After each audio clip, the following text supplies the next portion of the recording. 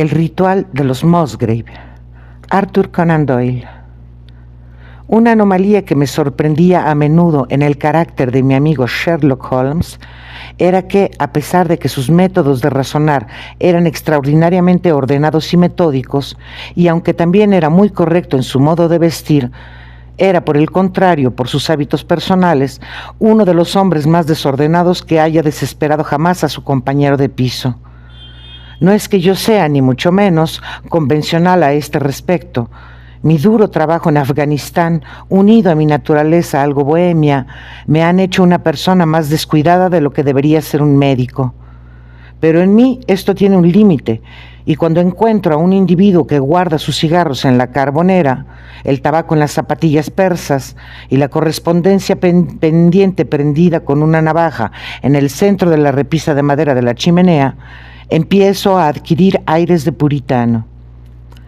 Además, siempre he sostenido que la práctica de tiro es un deporte que debe realizarse al aire libre, y cuando Holmes, en uno de sus arrebatos extravagantes, se sentaba en un sillón, pistola en mano, y con una caja de 100 cartuchos Boxer al lado, y se dedicaba a adornar la pared opuesta con unas patrióticas VR trazadas a balazos, yo consideraba que ni la atmósfera ni el aspecto de nuestra sala resultaban muy beneficiados con ello.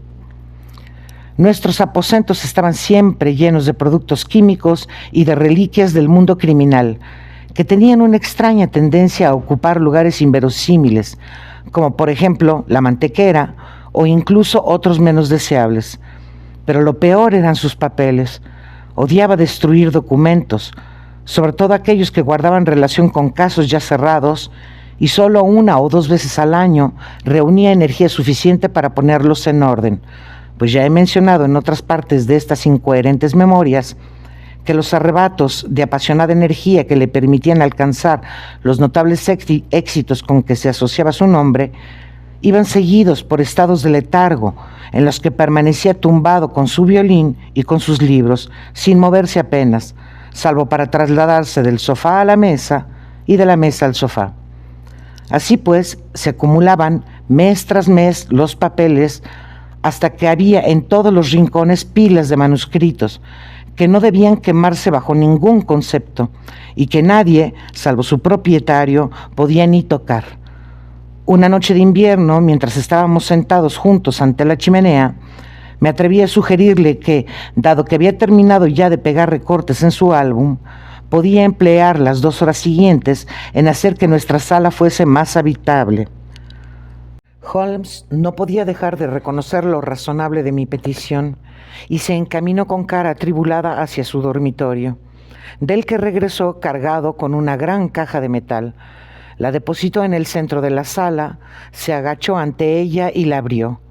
Vi que estaba llena en casi 3/4 partes de papeles atados en pequeños fajos con una cinta roja.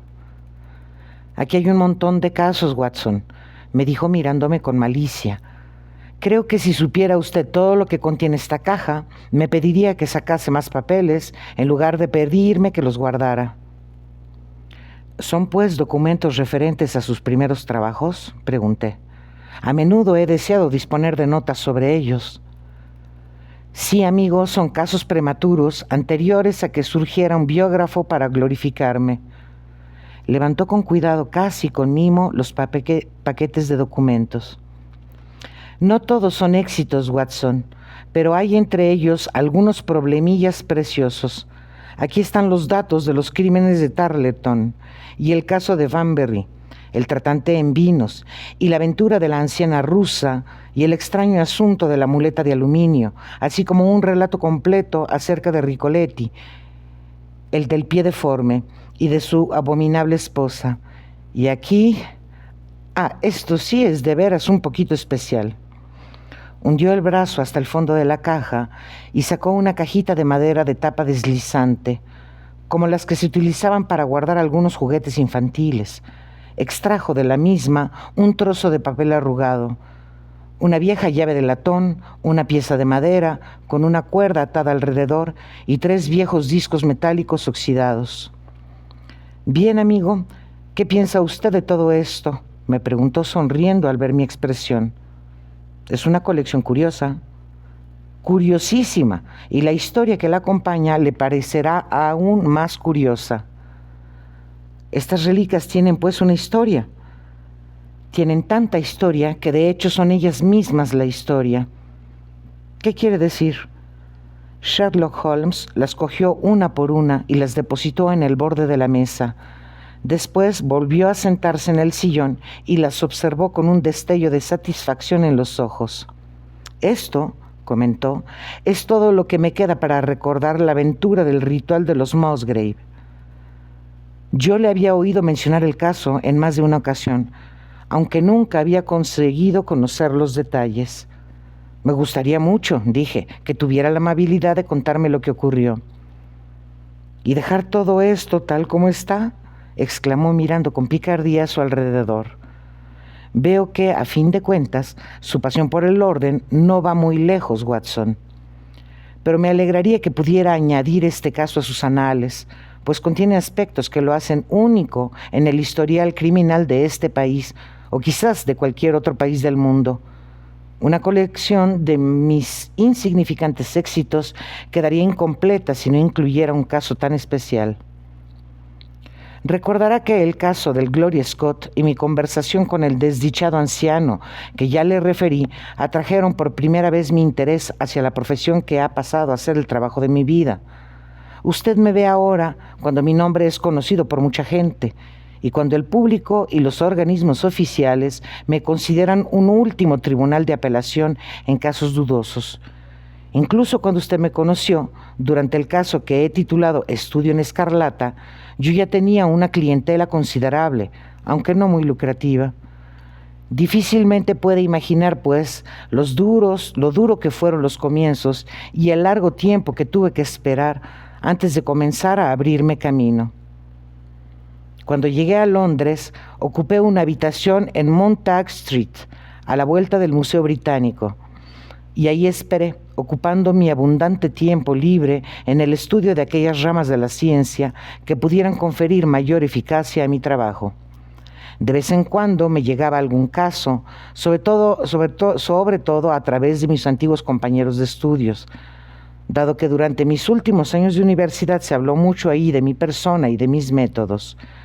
El tercero de aquellos casos fue el del ritual de los Musgrave, y creo que debo el primer paso hacia la posición que ocupo ahora al interés que despertó la singular cadena de acontecimientos y las importantes cuestiones que estaban en juego. Reginald Musgrave había estudiado en la misma universidad que yo y nos conocíamos superficialmente. Él no era muy popular entre los otros estudiantes, aunque siempre me pareció que aquello que tomaba por orgullo era en realidad un intento de ocultar su extremada timidez.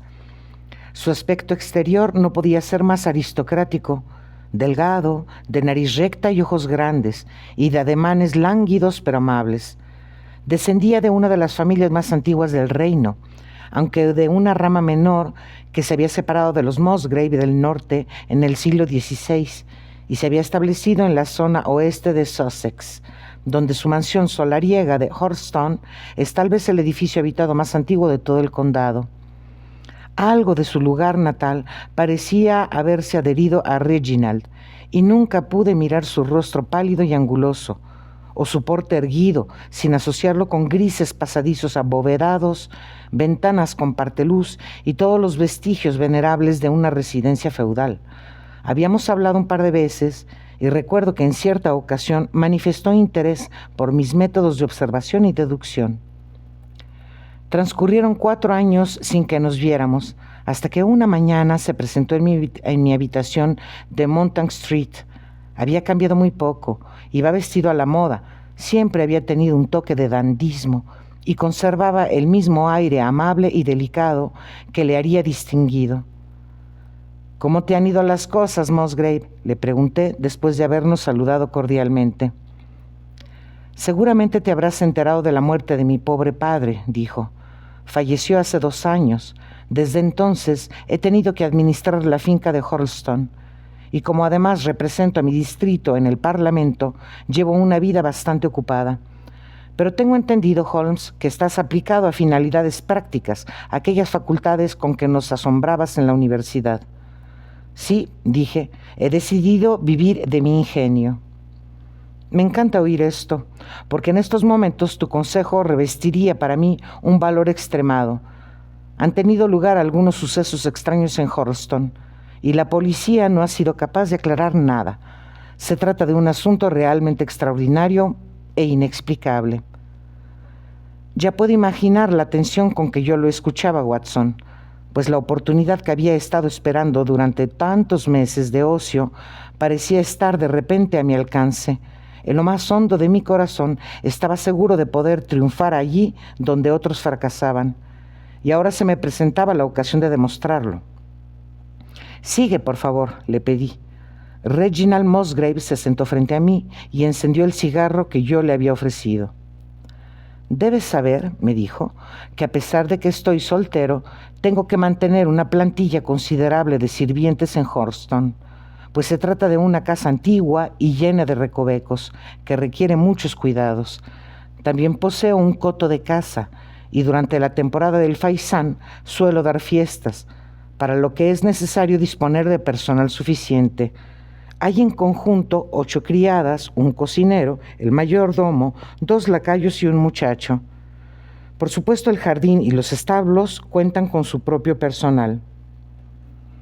De todos estos sirvientes, el que llevaba más tiempo con nosotros era Bronton, el mayordomo. Cuando mi padre le contrató, era un joven maestro sin empleo, pero demostró gran energía y mucho carácter, y pronto se hizo indispensable en la casa.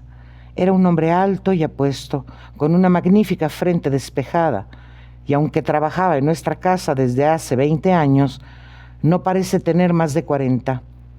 Dadas sus dotes personales y su extraordinaria capacidad, habla varios idiomas y toca casi todos los instrumentos musicales, es un milagro que se haya conformado tanto tiempo con este empleo. Pero supongo que se siente a gusto y que le faltan energías para cambiar. Todos nuestros invitados guardan un recuerdo imperecedero de nuestro mayordomo. Pero ese dechado de perfecciones tiene un defecto. Es un poco Don Juan, y ya puedes imaginar que para un hombre como él no es un papel muy difícil de desempeñar en un tranquilo distrito rural. Mientras estuvo casado todo marchó bien, pero desde que enviudó nos ha ocasionado muchos quebraderos de cabeza. Hace unos meses alentamos la esperanza de que sentara de nuevo la cabeza, pues se comprometió en matrimonio con Rachel Howells, nuestra segunda doncella, pero ya la ha dejado y ahora anda con Janet Tregellis, la hija del guardabosques mayor. Rachel, que es una buena chica, pero tiene un excitable temperamento galés, sufrió una dolencia nerviosa y deambula por la casa. Al menos lo hacía hasta ayer, reducida a una sombra de lo que fue. Sin embargo, a este primer drama en Hurlstone siguió otro que lo borró de nuestra mente y que fue el preludio del deshonor y el despido del mayordomo Bronton. Ocurrió lo siguiente. Ya he dicho que era un hombre muy inteligente, y esa misma inteligencia le ha llevado a la ruina, pues parece suscitar en él una insaciable curiosidad por cuestiones que no le conciernen en lo absoluto. Yo no barruntaba hasta dónde le llevaría esto hasta que un incidente nimio me abrió los ojos. Ya te he dicho que la casa es antigua y está llena de recovecos. Una noche de la semana pasada, el jueves para ser exactos, no pude conciliar el sueño, pues había tomado imprudentemente una taza de fuerte café negro después de la cena. Tras luchar contra el insomnio hasta las 2 de la madrugada, comprendí que el esfuerzo era inútil. Me levanté y encendí una lámpara con intención de seguir leyendo mi novela. Pero la había olvidado en la sala de billar. Me puse por consiguiente una bata y fui en su busca. Para llegar a la sala de billar hay que bajar una escalera y cruzar un pasillo que conduce a la biblioteca y a la sala de armas. Puedes imaginar cuál fue mi sorpresa cuando, al asomarme a ese pasillo, vi un resplandor que procedía de la puerta abierta de la biblioteca. Yo mismo había apagado la luz y había cerrado la puerta antes de retirarme a mi habitación. Naturalmente, mi primera idea fue que había ladrones en la casa, Los pasillos de Hurlstone tienen las paredes decoradas con armas antiguas. Descolgué un hacha de combate, dejé la lámpara a mis espaldas y avancé de puntillas por el pasillo. Atisbé por la puerta y me asomé a la habitación. Bronton, el mayordomo, estaba allí, sentado, completamente vestido, en una butaca, con un papel de lo que podía ser un mapa extendido sobre las rodillas, y con la frente apoyada entre las manos. Parecía sumido en hondas reflexiones. Quedé atónito, espiándole desde las sombras. La tenue luz de una velita depositada en el borde de la mesa me bastó para ver que el hombre iba vestido. De pronto, mientras yo le miraba, se levantó y se encaminó hacia un escritorio que hay a un lado de la habitación. Abrió uno de los cajones, extrajo de él un papel y tras regresar a su asiento lo alisó al lado de la vela, al borde de la mesa, y empezó a estudiarlo atentamente. Me invadió tal furia al ver la tranquilidad con que manipulaba nuestros documentos familiares que di un paso hacia adelante. Bronton levantó los ojos y descubrió mi figura en el umbral. Se levantó como impulsado por un resorte, palideció de miedo y ocultó en su pechera el papel parecido a un mapa que había estado examinando cuando llegué. Vaya, dije, así es como nos paga la confianza que hemos puesto en usted. Mañana mismo dejará usted su puesto. Hizo una inclinación de cabeza con el aspecto de alguien totalmente derrotado y cruzó por mi lado sin decir palabra. La vela seguía encima de la mesa y a su luz miré el papel que Bronton había sacado del escritorio. Comprobé con sorpresa que no se trataba de nada importante. Era sencillamente una copia de las preguntas y respuestas que se intercambiaban en la curiosa y antigua ceremonia denominada Ritual de los Musgrave. Es propia de nuestra familia y por ello han pasado durante siglos, al cumplir la mayoría de edad, todos los varones de nuestro linaje. Algo de interés privado y quizá de cierta relevancia para un arqueólogo, al igual que nuestros blasones y nuestros escudos, pero que no tienen ninguna utilidad práctica. Será mejor volver a este documento más tarde, dije. Bien, si tú lo crees necesario, contestó sin ningún entusiasmo. Continuando mi relato, volví a cerrar el escritorio con la llave que Bronton había dejado y daba media vuelta para marcharme cuando me sorprendió ver que el mayordomo había regresado y estaba de pie ante mí. Señor Musgrave, exclamó con la voz ronca de emoción, no puedo soportar esta deshonra. Siempre he sido más orgulloso de lo que me permitía mi posición y la deshonra me mataría. Mi sangre caerá sobre su cabeza, señor, si me condena a la desesperación. Caso de que después de lo ocurrido no quiera o no pueda mantenerme a su servicio, le ruego por Dios que sea yo quien me despida y me marche dentro de un mes, como si fuera por mi propia voluntad. Eso sí podría soportarlo, señor Musgrave, pero no que todas las personas que me conocen sepan que me ha echado a la calle. No merece usted consideración ninguna, Bronton, repliqué. Su proceder ha sido infame. Sin embargo, ya que lleva tanto tiempo al servicio de mi familia, no quiero avergonzarle públicamente. Pero un mes es demasiado tiempo. Márchese dentro de una semana y dé la excusa que prefiera para justificar su partida. Solo una semana, señor, gritó con voz desesperada. 15 días, deme por lo menos 15 días. Una semana, repetí, y reconozco que estoy siendo muy benévolo. Salió encogido de la habitación, el rostro hundido en el pecho, como un hombre destrozado, mientras yo apagaba la luz y regresaba a mi dormitorio. Durante los 2 días siguientes, Bronton atendió sus obligaciones más escrupulosamente que nunca. Yo no hice ninguna referencia a lo ocurrido y esperé con cierta curiosidad ver cómo salía del paso. Pero al tercer día no compareció como de costumbre después del desayuno para recibir las instrucciones de la jornada. Al salir del comedor me encontré con Rachel Howells, la doncella. Ya te he dicho que acaba de recuperarse de una enfermedad y estaba tan pálida y demacrada que la regañé por haberse reincorporado al trabajo. Deberías estar en cama, le dije. Ya volverás a tus obligaciones cuando estés más fuerte. Me miró con una expresión tan extraña que comencé a temer que la enfermedad le hubiera afectado el cerebro. Ya estoy bastante fuerte, señor Musgrave, me dijo.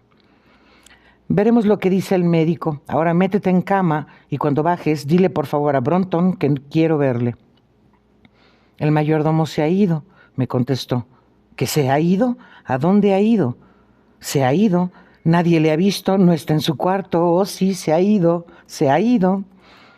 Al decir esas palabras se desplomó de espaldas contra la pared, profiriendo gritos y risotadas de loca, mientras yo, horrorizado ante ese ataque de histeria, corrí hacia la campanilla para pedir ayuda. Llevaron a la muchacha a su habitación gritando y sollozando, y yo indagué qué ocurría con Bronton. No cabía duda de que había desaparecido.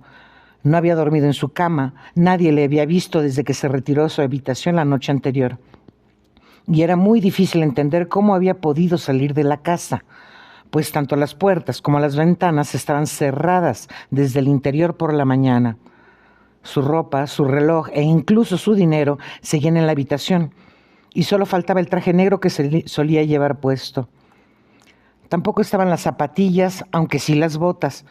¿A dónde podría haber ido Bronton durante la noche y qué habría sido de él? Por supuesto registramos la casa desde el sótano hasta el desván, pero no hallamos ni rastro de él. Es como te he dicho, un laberinto, sobre todo el ala original, ya prácticamente deshabitada, pero recorrimos todas las habitaciones y buhardillas y no hallamos el menor indicio del hombre desaparecido. Me pareció increíble que se hubiera marchado abandonando todas sus pertenencias. ¿Dónde podría estar? Llamé a la policía local sin resultado alguno. Había llovido la noche anterior y recorrimos en vano el jardín y los caminos que rodean la casa. Así estaban las cosas, cuando un nuevo acontecimiento desvió nuestra atención de este misterio. Los 2 últimos días, Rachel Howells había estado tan enferma, a ratos delirando y a ratos histérica, que habíamos contratado a una enfermera para que la velara por la noche. La tercera noche, tras la desaparición de Bronton, la enfermera vio que la paciente dormía tranquilamente y se adormeció en la butaca. Cuando despertó a primera hora de la mañana, encontró la cama vacía, la ventana abierta y ni rastro de la enferma. Me despertaron de inmediato y salí en busca de la muchacha con 2 lacayos. No fue difícil determinar la dirección que había seguido, pues partiendo del pie de su ventana, las huellas cruzaban el jardín, llegaban al borde del lago y se desvanecían cerca del camino de gravilla que conduce al exterior. En este punto, el lago tiene 8 pies de profundidad, y ya imaginas lo que sentimos al ver que las huellas de la pobre demente terminaban al borde del agua. Dragamos el fondo del lago en un intento de recuperar los restos de la joven, pero el cuerpo no apareció. En cambio, sacamos a la superficie un objeto de lo más extraño. Se trataba de una bolsa de lino que contenía un montón de viejo metal oxidado y varios trozos de cristal descolorido y opaco. Este extraño hallazgo fue lo único que pudimos encontrar. Y a pesar de que durante el día de ayer se buscó y se indagó por todas partes, no sabemos nada de Rachel Howells ni de Richard Bronton. La policía del condado está desconcertada y yo acudo a ti como último recurso. Ya puede usted imaginar, Watson, el interés con que seguí esta extraordinaria secuencia de acontecimientos. Intenté ordenarlos y encontrar un hilo común que los uniese. El mayordomo había desaparecido, la doncella había desaparecido, la doncella había amado al mayordomo, pero después tuvo motivos para odiarlo. Era galesa, apasionada y temperamental. Se había mostrado terriblemente trastornada por la desaparición de Bronton. Había arrojado al lago una bolsa con un curioso contenido. Estos eran los factores a considerar, pero ninguno parecía llegar al fondo de la cuestión. ¿Cuál era el punto de partida de aquella cadena de acontecimientos? Allí radicaba el origen del misterio. Musgrave, dije, es preciso que vea ese papel que tu mayordomo creyó tan importante examinar, incluso a riesgo de perder su empleo. Ese ritual familiar es bastante absurdo, contestó, pero le excusa en parte su antigüedad. Aquí tengo una copia de las preguntas y las respuestas si quieres echarles un vistazo. Me entregó el mismo papel que tengo ahora aquí, Watson. Es el extraño catecismo al que debía someterse todo Musgrave cuando llegaba a su mayoría de edad. Le leeré tal cual las preguntas y las respuestas. ¿De quién era? Del que se ha marchado. ¿Quién lo tendrá? El que vendrá. ¿Dónde estaba el sol? Sobre el roble. ¿Dónde estaba la sombra? Bajo el olmo.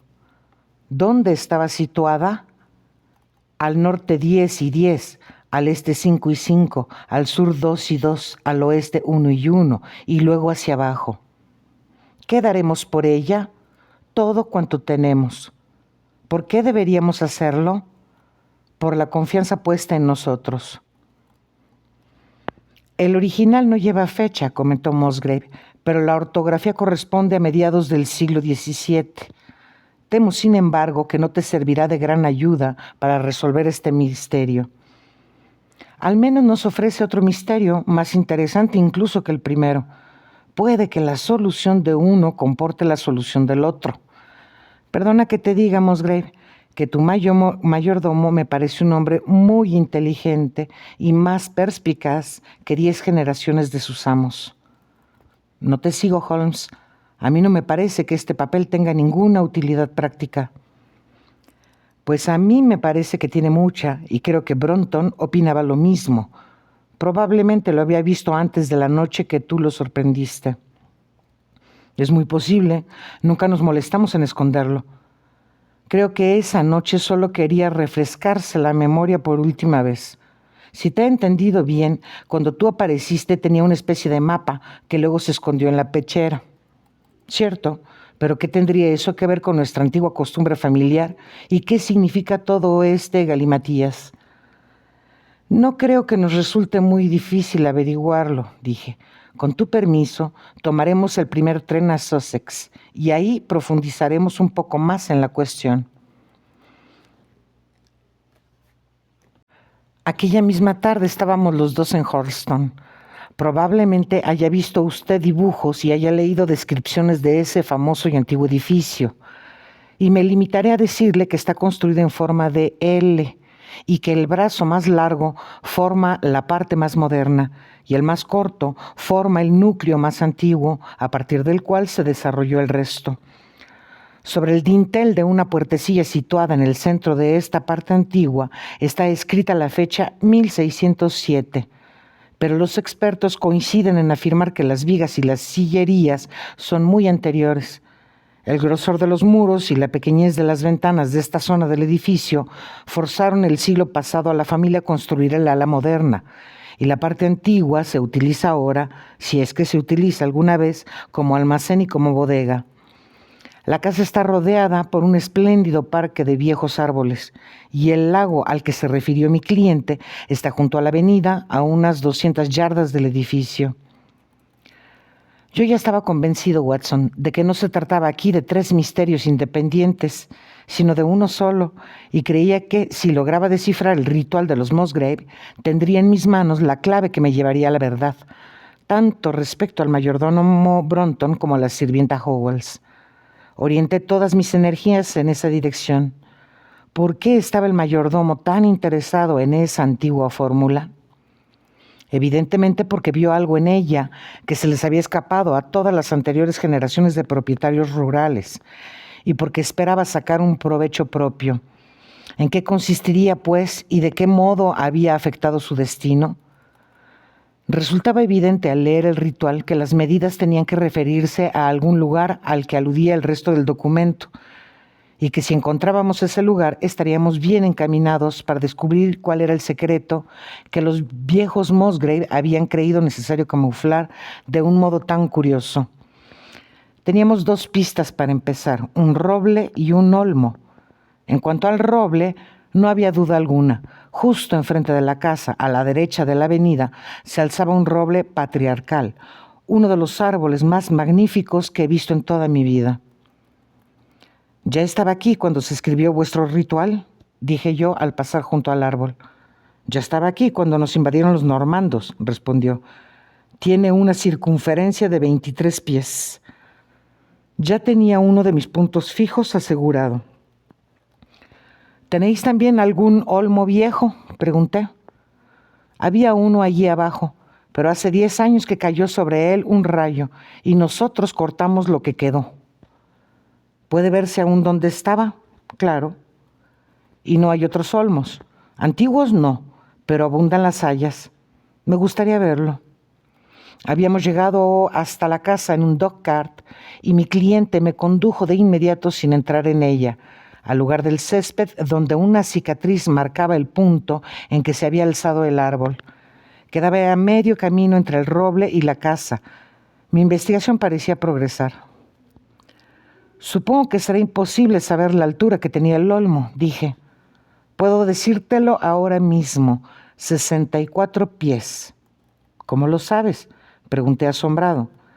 Cuando mi tutor me ponía problemas de trigonometría, siempre eran a base de medir alturas. Calculé de niño las de todos los edificios y árboles de la finca. Era una suerte increíble. Los datos me llegaban más a prisa de lo que hubiera podido esperar. Dime, pregunté, ¿el mayordomo te hizo alguna vez esta misma pregunta? Reginald Musgrave me miró perplejo. Ahora que lo mencionas, respondió, recuerdo que Bronton me preguntó la altura de ese árbol hace unos meses, a propósito de una pequeña discusión que había tenido al parecer con el mozo de cuadras. Eran buenas noticias, Watson, porque demostraban que me encontraba en el camino acertado. Miré el sol, estaba muy bajo y calculé que en apenas una hora estaría justo encima de las ramas más altas del viejo roble. Se cumpliría entonces una de las condiciones mencionadas en el ritual, y al mencionar la sombra del olmo tenía que referirse al final de la sombra, o de lo contrario se hubiese tomado el tronco como guía. Tenía que averiguar, pues, dónde caía el extremo más lejano de la sombra cuando el sol acababa de pasar por el roble. Todo esto puede parecerle muy difícil, Watson, dado que el olmo ya no estaba allí. Bueno, al menos sabía que si Bronton había podido hacerlo, yo también podría. Y en realidad no era tan difícil. Fui con Musgrave a su despacho y tallé esta pequeña estaca, a la cual até esta larga cuerda en la que hice un nudo a cada yarda. Después cogí 2 largos de una caña de pescar, que medían justo 6 pies, y regresé con mi cliente al lugar donde había estado el olmo. El sol rozaba la copa del roble, sujeté la caña, marqué la dirección de la sombra y la medí. Medía 9 pies de longitud. A partir de ahí el cálculo fue muy sencillo. Si una caña de 6 pies arrojaba una sombra de 9 pies, un árbol de 64 pies daría una sombra de 96, y las 2 sombras tomarían la misma dirección. Medí la distancia, que me llevó casi hasta la pared de la casa, y hundí la clavija en aquel punto. Ya puedo imaginar mi júbilo, Watson, cuando a 2 pulgadas de mi clavija vi en el suelo una depresión de forma cónica. Supe que estaba siguiendo la pista correcta, pues se trataba de la marca que Bronton había hecho como resultado de sus medidas. Desde este punto de partida comencé a caminar contando los pasos y habiendo verificado primero los puntos cardinales con una brújula. 10 pasos dados con cada pie me llevaron paralelamente a la pared de la casa y volví a marcar el punto con otra clavija. Di luego 5 pasos al este y 2 al sur. Me llevaron al mismísimo umbral de la casa. Ahora 2 pasos al oeste suponía dar 2 pasos pasillo adelante, y este sería el lugar indicado por el ritual. Nunca había sentido una decepción mayor, Watson. Me pareció por un momento que tenía que haber un error capital en mis cálculos. El sol poniente daba de lleno en el suelo del pasillo, y pude comprobar que las viejas piedras grises y desgastadas del pavimento estaban firmemente unidas y no se habían movido en años. Bronton no había estado nunca ahí. Golpeé el suelo, pero el sonido era el mismo en todas partes y no había grietas ni agujeros. Pero afortunadamente Musgrave, que había comenzado a comprender el significado de mi proceder y que estaba ahora tan excitado como yo, sacó el manuscrito para comprobar mis cálculos. «Y hacia abajo», exclamó, «has omitido el hacia abajo». Yo había interpretado el hacia abajo como que teníamos que excavar, pero comprendí de pronto mi equivocación. «¿O sé que existe un sótano?» «Sí, y tan viejo como la casa. Pasa por aquí, por esta puerta». Bajamos por una escalera de caracol, de piedra, y mi acompañante encendió la linterna que había sobre un barril en una esquina.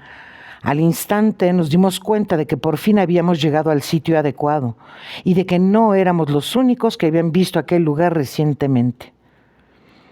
Había sido utilizado para almacenar madera, pero los maderos que habían cubierto el suelo se habían apilado a los lados para dejar un espacio libre en el centro. Y en este espacio había una losa de piedra con una anilla de hierro oxidada en el centro, a la que alguien había atado una bufanda a cuadros. «Dios mío», gritó mi cliente, «es la bufanda de Bronton. Podría jurar que se la he visto puesta. ¿Qué ha estado haciendo aquí ese granuja?» A instancias mías, llamaron a 2 policías del condado para que estuvieran presentes y entonces intenté levantar la piedra tirando de la bufanda. Solo conseguí moverla un poco y necesité la ayuda de uno de los agentes para levantarla. A nuestros pies se abrió un agujero negro y todos nos asomamos a mirar, mientras Musgrave, arrodillado a un lado, introducía en él la linterna. Era una pequeña cámara de unos 7 pies de profundidad y 4 de superficie. A un lado había un cofre de madera con tachuelas de latón. La tapa estaba levantada y había una anticuada llave en la cerradura. El cofre estaba cubierto de una espesa capa de polvo. La humedad y la carcoma habían corroído la madera y en el interior florecían colonias de pálidos hongos. En el fondo había varios discos de metal, aparentemente viejas monedas, que son las que tenemos ahora delante de nosotros y nada más. Sin embargo, en aquel momento nuestra atención no estaba centrada en el viejo cofre, pues no podíamos apartar los ojos de lo que se agazapaba junto a él. Era la figura de un hombre vestido de negro, en cuclillas, con la frente apoyada en el borde del cofre y abrazado a ambos lados de éste. La postura había hecho que se le agolpara la sangre en el rostro, y nadie hubiera podido reconocer aquellas facciones distorsionadas. Pero cuando subimos el cadáver, mi cliente comprobó por la estatura, la ropa y el cabello que se trataba del mayordomo desaparecido. Llevaba varios días muerto, pero no presentaba heridas o magulladuras que indicaran cómo había encontrado tan trágico fin. Al sacar el cuerpo del sótano, nos enfrentábamos a un problema casi tan formidable como al iniciar la investigación. Confieso, Watson, que hasta aquellos momentos estaba bastante decepcionado. Había confiado en resolver el enigma cuando encontráramos el lugar indicado en el ritual. Pero ahora estaba en él y me hallaba, al parecer, tan lejos como antes de saber qué era lo que la familia había ocultado con tan elaboradas precauciones. Cierto que había logrado desvelar lo ocurrido con Bronton, pero ahora debía esclarecer cómo había encontrado la muerte y qué papel desempeñaba la mujer que también había desaparecido. Me senté en un barril que había en un rincón y revisé cuidadosamente todo el caso. Usted ya conoce mis métodos, Watson. Me pongo en el lugar del individuo y tras evaluar su inteligencia, intento imaginar cómo hubiese procedido yo si me hubiese hallado en las mismas circunstancias. En esta ocasión, el asunto se simplificaba al ser la inteligencia de Bronton de primer orden, lo que hacía innecesario una ecuación para equipararla a la mía. El mayordomo sabía que había algo muy valioso escondido. Había dado con el lugar. Había descubierto que la losa era demasiado pesada para que la moviera un solo hombre. ¿Qué había hecho entonces? No podía obtener ayuda del exterior, aun en el caso de que existiera alguien en quien pudiera confiar, sin abrir la puerta de la casa y levantar sospechas. Era mejor que su cómplice fuera alguien del interior, pero ¿a quién recurrir? Aquella muchacha la había amado apasionadamente. A un hombre siempre le cuesta admitir que, por muy mal que le haya tratado, ha perdido finalmente el amor de una mujer. Intentaría dedicándole unas pocas atenciones, hacer las paces con Howells y la utilizaría como cómplice. Bajarían juntos una noche al sótano y entre los dos conseguirían levantar la losa. Hasta aquí yo podía seguir sus pasos como si los estuviera viendo con mis propios ojos. Pero para 2 personas, y una de ellas mujer, no debió ser cosa fácil mover aquella piedra. Ni siquiera nos había resultado fácil a un fornido policía de Sussex y a mí. ¿Cómo se las ingeniarían para lograrlo? Hicieron seguramente lo mismo que hubiese hecho yo. Me levanté y examiné con cuidado los pedazos de madera esparcidos por el suelo. Encontré enseguida lo que buscaba. Una de las astillas, que medía unos 3 pies, estaba mellada en uno de los extremos, y otras estaban aplastadas como si les hubieran oprimido un peso considerable. Era evidente que a medida que iban subiendo la losa, introducían las maderas en la ranura, hasta que, cuando ésta fue lo bastante grande para que pudiera deslizarse una persona por ella, la mantuvieron abierta mediante un tronco colocado a lo largo.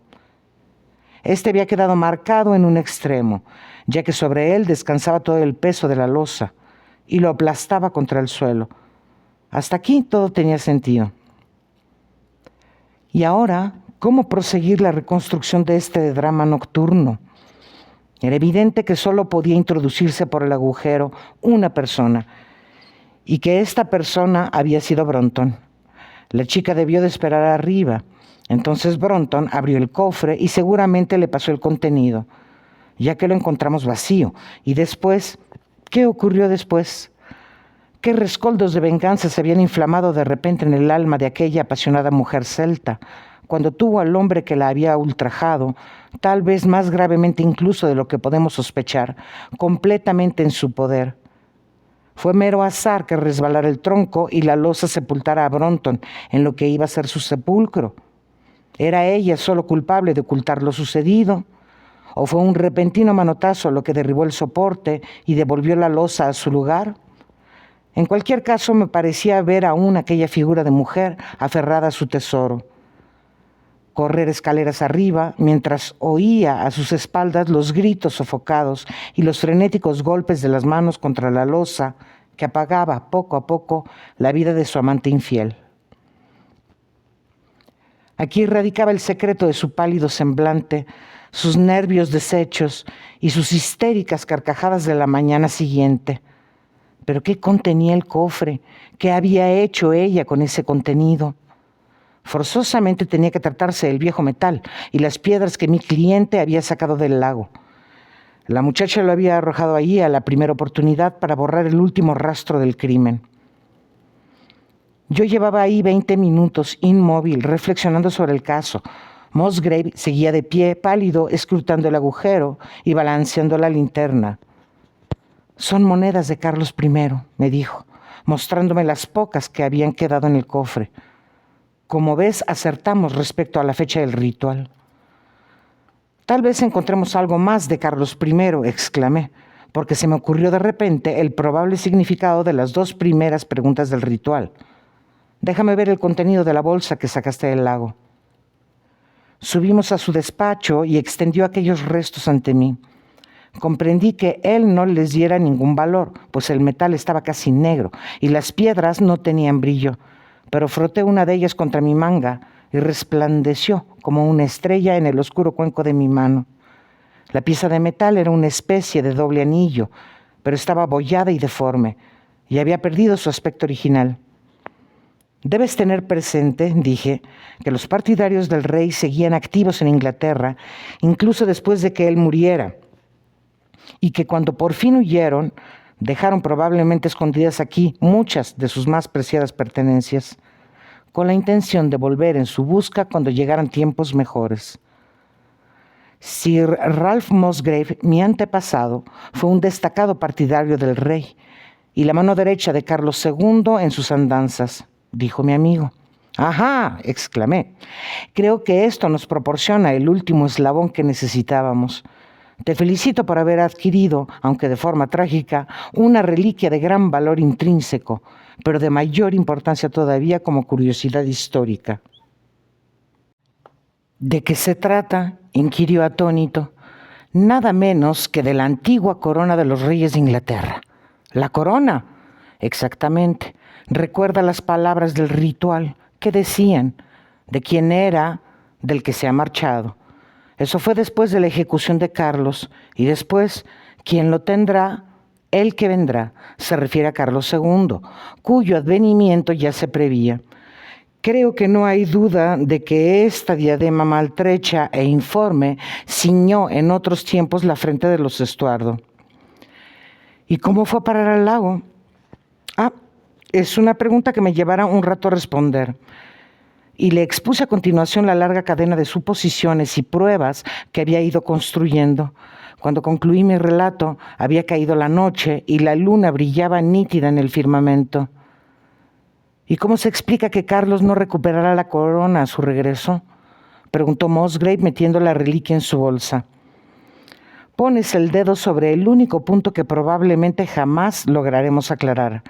Es posible que el Musgrave que guardaba el secreto muriera antes del regreso del monarca y que en un exceso de precaución dejara esta guía a su descendiente sin explicarle el significado. Desde entonces ha pasado de padres a hijos hasta caer en manos de un hombre que descifró el secreto y perdió la vida por su causa. Y esta es, Watson, la historia del ritual de los Musgrave. Conservan la corona en Hurlstone, aunque tuvieron algún problema legal y hubo que pagar una considerable suma de dinero para que les permitieran quedarse con ella. Estoy seguro de que si le mencionara a usted mi nombre, estarán encantados de enseñársela. De la mujer no ha vuelto a saberse nada. Lo más probable es que saliera de Inglaterra, llevándose el secreto de su crimen al otro lado de los mares.